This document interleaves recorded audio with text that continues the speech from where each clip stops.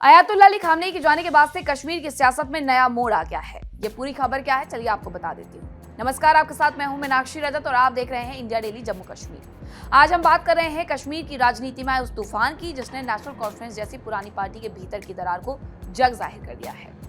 आपको याद होगा कि पिछले दिनों अंतर्राष्ट्रीय गलियारों में ईरान के सर्वोच्च नेता अयातुल्ला अली खामनेई को लेकर के काफी चर्चा रही, लेकिन जैसे ही इजराइल की तरफ से वार किया गया वो उसमें मारे गए और इसके बारे में जानकारी दे भी दी गई थी। ईरान की सरकार इन पूरी खबरों का समर्थन करते हुए नजर आई कि हाँ, अयातुल्ला अली खामनेई नहीं रहे हैं।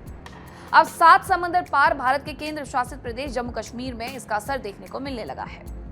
दरअसल मुख्यमंत्री उमर अब्दुल्ला और उनकी ही पार्टी के कद्दावर सांसद आगा सैयद रुल्लाह के बीच में एक ऐसी जुबानी जंग छिड़ गई है जिसने न केवल नेशनल कॉन्फ्रेंस के कार्यकर्ताओं को हैरान कर दिया है, बल्कि पूरी घाटी की राजनीति में एक नई बहस छेड़ दी है। अब विवाद की जड़ क्या है? खामनेई और कश्मीर का धार्मिक कनेक्शन। इस पूरे विवाद को समझने के लिए हमें सबसे पहले यह समझना होगा कि ईरान के supreme leader Ayatollah Ali Khamenei का कश्मीर से आखिरकार क्या नाता है। कश्मीर, विशेषकर श्रीनगर और बडगाम के इलाकों में शिया समुदाय की एक बड़ी आबादी रहती है जो खामनेई को अपना रूहानी रहनुमा यानी कि स्पिरिचुअल लीडर मानती है। जब खामनेई की मौत की अफवाहें फैली थी तो उस वक्त भी घाटी में एक शोक की लहर दौड़ गई थी, लेकिन ऐसे में जब खामनेई की मौत की पुष्टि हो जाती है तो उसके बाद सड़कों पर विरोध प्रदर्शन देखने को मिलने लगता है, मातम देखने को मिलने लगता है। जनता और धार्मिक नेताओं की उम्मीद भी ये थी कि सूबे के मुख्यमंत्री उमर अब्दुल्ला इस पर कोई कड़ा शोक संदेश या अंतर्राष्ट्रीय मंच पर इजराइल के रुख की निंदा करेंगे। लेकिन जब उमर अब्दुल्ला की ओर से सिर्फ एक औपचारिक या बेहद डिप्लोमेटिक रुख देखा गया तो उनके अपने ही सांसद आगा सैयद रुल्लाह ने मोर्चा खोल दिया है। उन्होंने क्या कहा है, चलिए वो आपको बता दें। श्रीनगर से सांसद हैं आगा सैयद रुल्लाह, जो खुद एक सम्मानित शिया धर्मगुरु भी हैं। उन्होंने सोशल मीडिया प्लेटफॉर्म पर एक बेहद कड़ा प्रहार किया। उन्होंने सीधे तौर पर किसी का नाम तो नहीं लिया, लेकिन उनका निशाना साफ तौर पर मुख्यमंत्री उमर अब्दुल्ला थे। रुल्लाह ने लिखा, यदि आप में जुर्म की निंदा करने की हिम्मत नहीं है तो अपनी चिंता को अपने पास ही रखें। उनका इशारा इस बात की ओर था कि उमर अब्दुल्ला केवल दिखावे की फिक्र कर रहे हैं, जबकि उन्हें इजराइल के तानाशाही रवैये और शिया समुदाय की भावनाओं को लेकर ज्यादा मुखर होना चाहिए था। ये बयान इसलिए भी बड़ा है क्योंकि रुल्लाह कोई विपक्षी नेता नहीं बल्कि उसी पार्टी के सांसद हैं जिसके मुखिया खुद उमर अब्दुल्ला हैं। अब उमर अब्दुल्ला की मजबूरी बनाम रुल्लाह की विचारधारा थोड़ी अलग नजर आती है। सवाल उठते हैं कि उमर अब्दुल्ला आखिरकार चुप क्यों है। इसका जवाब मुख्यमंत्री की कुर्सी की गरिमा और प्रोटोकॉल में छिपा हुआ है। जम्मू कश्मीर अब एक पूर्ण राज्य नहीं बल्कि एक केंद्र शासित प्रदेश है और वहां के मुख्यमंत्री को केंद्र सरकार के साथ मिलकर काम करना होता है। भारत सरकार की विदेश नीति थोड़ी सी जटिल नजर आती है क्योंकि कोई भी मुख्यमंत्री अंतर्राष्ट्रीय मामलों पर बिना सोचे समझे बयान नहीं दे सकता है जब तक केंद्र सरकार की तरफ से बयान जारी न किया जाए। दूसरी तरफ आगा सैयद रुल्लाह की राजनीति आवाम और धार्मिक भावनाओं पर टिकी है।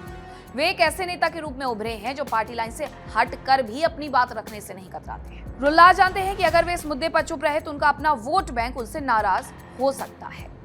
हालांकि ये पहली बार नहीं है जब उमर अब्दुल्ला और रुल्लाह के बीच में मतभेद सामने आए हैं। अनुच्छेद 370 के हटने के बाद से रुल्लाह की रुख पार्टी की आधिकारिक लाइन से थोड़ा अलग और अधिक आक्रामक रहा है, लेकिन इस बार का विवाद सीधे नेतृत्व की क्षमता और साहस पर सवाल उठाता है। राजनीतिक जानकारों का मानना है कि नेशनल कॉन्फ्रेंस के भीतर 2 गुट बन रहे हैं।